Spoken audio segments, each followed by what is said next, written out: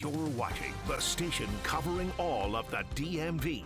This is DC News Now. Happening now at 9, covering the entire DMV. A food truck fire at the National Mall. The serious injuries the driver suffered midday as onlookers wondered exactly what happened. And we ended the weekend on a sunny note. Will that trend continue to start a new work week? Stick around with my full forecast along with the temperatures, which will be chilly to start out. As the hometown hero of Fairfax County, 19-year-old, now a world champion. His record-breaking performance on the world stage. And Fleet of the Future, Metro's newest cars, they're now connected. You can check them out for yourself. Plus, how your commute could soon change. And good evening, everybody. Thank you for joining us for DC News Now at 9 this Sunday evening. I'm Ben Dennis. We begin tonight with some breaking news in Prince George's County. Police say that a woman is dead, 4 others hurt after a 2-car crash in Laurel. Officials say this happened tonight at the intersection of Mallard Drive and Laurel Bowie Road around 6 p.m. 5 people were sent to the hospital. 1 woman later died there. 2 of the other victims had serious life-threatening injuries. No word on the other 2 victims' condition at this time. That area of Mallard Drive was closed as officials investigated. Stay with us. In the district, police say that a man riding a bike was killed in a crash early this morning in Northeast. We're told this happened around 4:30 a.m. at the overpass of 295 South and East Capitol Street. It's there they found a man unconscious, not breathing. He died there. The investigation is ongoing. And in Maryland, Montgomery County Fire was sent to this fire at a strip mall in Damascus. Officials say it broke out in one of the business's kitchens there on Ridge Road. The fire did spread to the roof. No injuries have been reported. And back in D.C., fire and EMS responded to a food truck fire this afternoon near the Washington Monument. Plenty of people out on the mall today. Officials say it happened on Constitution Ave around 1:30. The fire was put out in roughly 15 minutes, we're told. In addition, 1 person sent to the hospital with serious but non-life-threatening injuries. He's setting it up. Yes! Fairfax County's Ilya Malinin is now the best male figure skater in the world.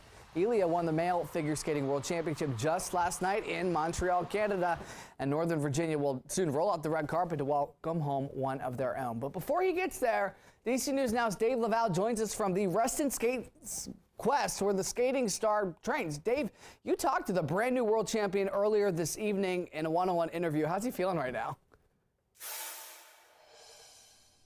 Well, good evening to you, Ben. There is still a lot of disbelief, not just from Ilya, but also from the folks who work here at SkateQuest, which is where Ilya Malinin first learned to skate as a very young child. And when he returns here within the next couple of months, it will be as a world champion. It doesn't feel real at the moment. It feels like it's a dream, but I know that it's not. Vienna's Ilya Malinin leaves Montreal, Canada with a world title. The 19-year-old figure skater captured the championship during Saturday night's program. It feels like I've worked for this moment my whole entire career, and now that I achieved it, it's one of the best goals that I have achieved in my life so far. Malinin found himself in 3rd place following Thursday's competition, but he finished Saturday with a world record performance in the free program that included 6 quad jumps and his famous quad axel. It surprised me how well it all went. It was just amazing, and I'm so relieved that I was able to end this season with a great success. Ilya has been involved in figure skating pretty much all his life. He followed his parents, who skated in their native Uzbekistan. One of the things that I love about it is how everyone is so unique. Everyone has their own style of skating, and everyone has their own strengths and weaknesses, and that's what makes figure skating really fun to watch. So has Ilya, who now takes home a gold medal after he captured bronze last year. It's still an incredible feeling that, I was able to go out there and accomplish this, and now that I'm world champion, I feel amazing. Ilya begins defense of his title in the fall after he comes home for a much-needed break. Ilya has not ruled out competing for a spot on Team USA for the 2026 Winter Olympics in Italy. We're live in Reston. Dave Laval, DC News Now. Dave, I'm so glad you got to catch up with him after that big night. Scott, it's one thing to be the third best in the world, but then be number one. That's pretty cool. You always strive to be the best, right? Absolutely. When you figure there's 1 billion people on the planet. More than that, right? 3 billion, whatever it is. That's a lot of people out there. All right. Right now, we're going to switch. It's going to be cold enough if there was some water out there. If you hose down a street or something and get some ice from it, it'll be freezing tonight. 46 degrees out there, clear skies that you can see. A beautiful shot here at Reagan National. And this is what I'm talking about. We are going to be down in that freeze range here, or certainly frost range. Freeze will be flirting with freezing here in the district. Outside of the district, places will be freezing. But as you can see, the numbers here is 5, 6 o'clock in the morning when you're getting up, potentially 7, 8 o'clock even. It will be cold enough that you'll need that heavy winter coat. I know we're into late March here, and you're thinking more of spring, but yeah, winter's still holding on here. All right, wind gusts, as you can see, not bad across the area. It's strongest here at Lexington Park, down in Ward in St. Mary's County. Other than that, we're looking fine. We've got clear skies across the board here. Our satellite view shows that. And as far as tonight is concerned, from 10 to 11 to the midnight hour, we'll be seeing numbers dropping out of the 40s here in D.C. and falling into the 30s like I showed you. So, again, we've got freezing or close to freezing temperatures for some across the region. A dry start to the week.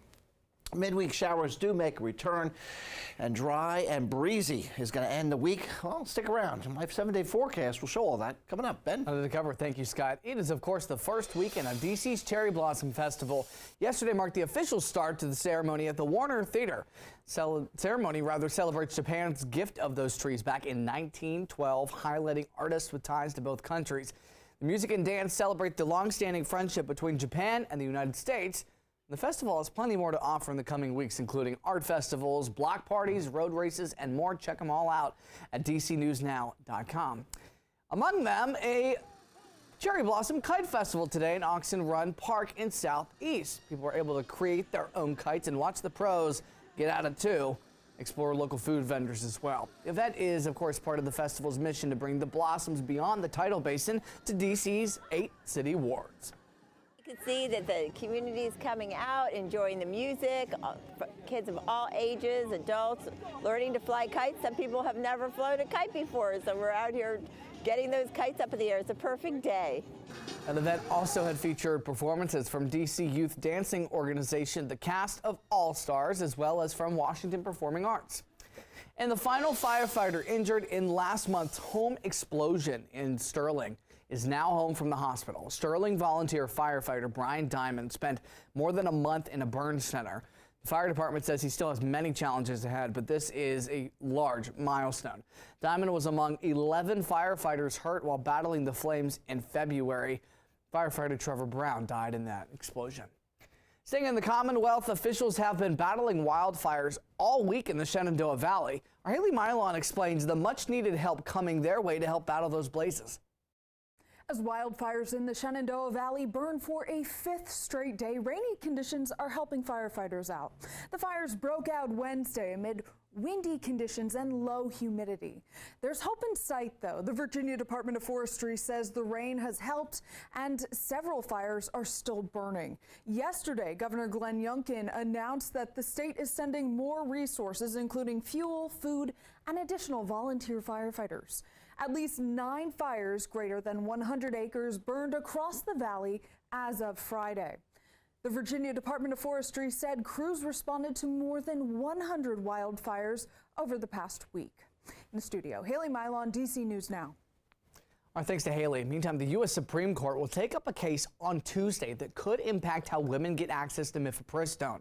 That's one of the 2 pills used in the most common type of abortion in the U.S. The case centers on whether the FDA overlooked serious safety problems when it made the drug easier to obtain, including through mail-order pharmacies. But medical researchers and the FDA say that the chance of severe problems from the pill is very small. In the district, 11 nonprofits are working to keep kids off the streets, and they're receiving $1.5 million from D.C. Attorney General Brian Schwab's office. This is part of his youth violence preventative program.